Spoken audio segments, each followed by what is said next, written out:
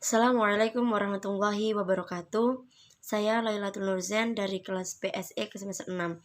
Di sini saya akan sedikit mereview tentang materi yang telah disampaikan oleh kelompok 1, yaitu tentang Al-Qur'an dan ekonomi. Yang pertama yaitu ada Islam. Secara garis besar, dalam Islam terdiri atas 3 pokok yang telah disarikan dari sebuah hadis Rasul yang diriwayatkan oleh Imam Bukhari, Muslim, yang memuat tentang rukun iman, Islam, dan ihsan. Dalam 3 pokok tersebut, yang pertama yaitu ada akidah, yang berarti ikatan, yaitu suatu kepercayaan atau keyakinan manusia terhadap akidah tersebut. Yang kedua yaitu ada syariah. Syariah ini merupakan berarti jalan atau norma ilahi yang pada dasarnya ada memuat 2 bagian, yaitu ibadah. Ibadah ini suatu hubungan antara manusia dengan Tuhannya, dan yang kedua yaitu muamalah, hubungan manusia dengan sesama manusia yang lain. Dan yang ketiga yaitu ada ihsan. Ihsan ini adalah berarti baik, ataupun ihsan ini merupakan ajaran tentang akhlak atau moral atau etika manusia yang diperintahkan untuk berbuat lebih baik.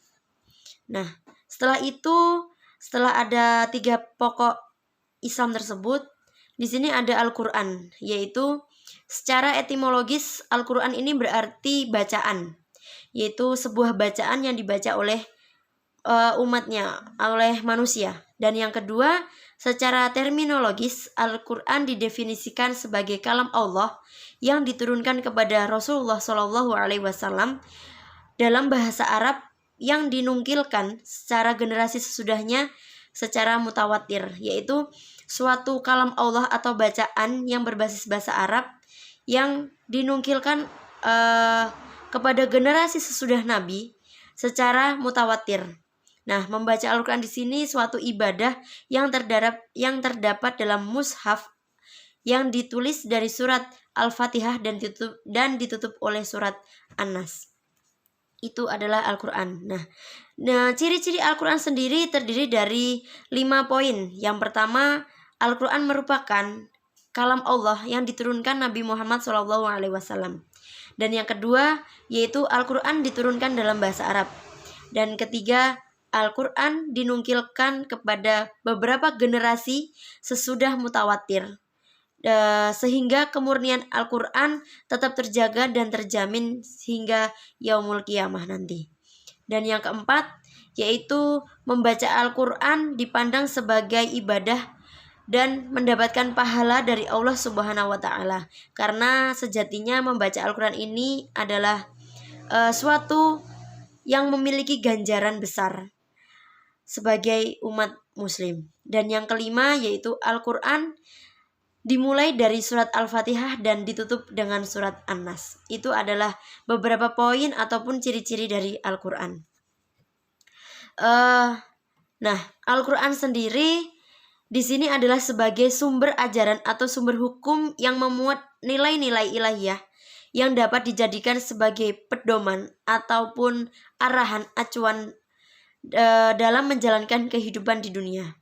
Nah, Al-Qur'an disebut bahwa Al-Qur'an sebagai sumber ajaran dalam ekonomi Islam, maka maksudnya di sini yaitu bahwasannya dalam Al-Qur'an juga terdapat poin-poin yang menjelaskan tentang ekonomi Islam. Contohnya dalam Islam itu dilarang untuk melakukan sebuah riba. Nah, itu sudah dijelaskan dalam Al-Qur'an, bahwasannya Al-Qur'an ini juga menjadikan pedoman kehidupan sebuah manusia yang ada di dunia. Selanjutnya yaitu ada ayat-ayat ekonomi. Nah, apa saja yang terdapat di ayat-ayat ekonomi ini?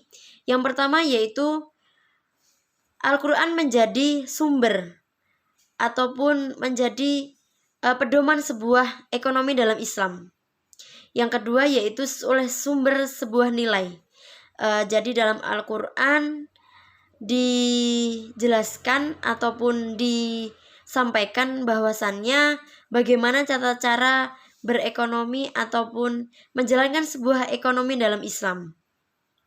Yang ketiga yaitu Al-Quran juga memuat nilai-nilai etis moral, namun ayat tersebut cukup menginspirasi para ulama atau pakar-pakar untuk memformulasikan apa yang disebut dengan sistem ekonomi Islam. Dan yang keempat yaitu bangun ekonomi Islam dengan segala kelunturan dan fleksibel, tetapi harus berpijak pada asas-asas ekonomi Islam itu sendiri. Nah, selanjutnya di sini ada tarjamah, tafsir, dan takwil. Nah, dalam memahami ayat-ayat Al-Quran, setidaknya ada 3 cara yang dapat ditempuh, yaitu melalui jalur tarjamah, takwil, dan tafsir. Yang pertama yaitu tarjamah. Apa itu tarjamah? Tarjamah yaitu didefinisikan dengan menyalin atau memindahkan suatu perbicaraan dari bahasa Arab ke bahasa Indonesia yang dapat diartikan dari bahasa Arab kepada bahasa lain. Itu yang disebut dengan tarjamah. Dan yang kedua adalah tanwil.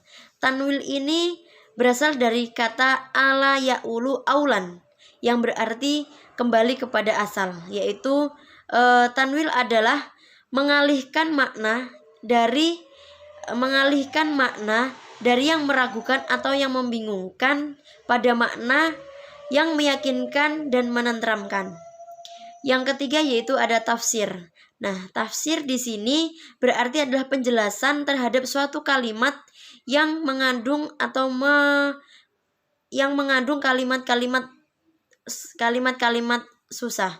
Nah, dalam lain secara istilah, tafsir adalah menjelaskan kalam Allah dengan kata lain ataupun berfungsi sebagai penjelasan bagi lafal-lafal Al-Quran dan maksud-maksud tujuannya dari Al-Quran tersebut.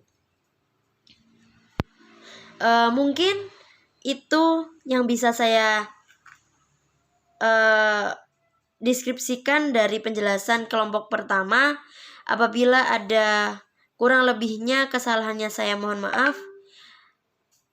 Syukron. Wassalamualaikum warahmatullahi wabarakatuh.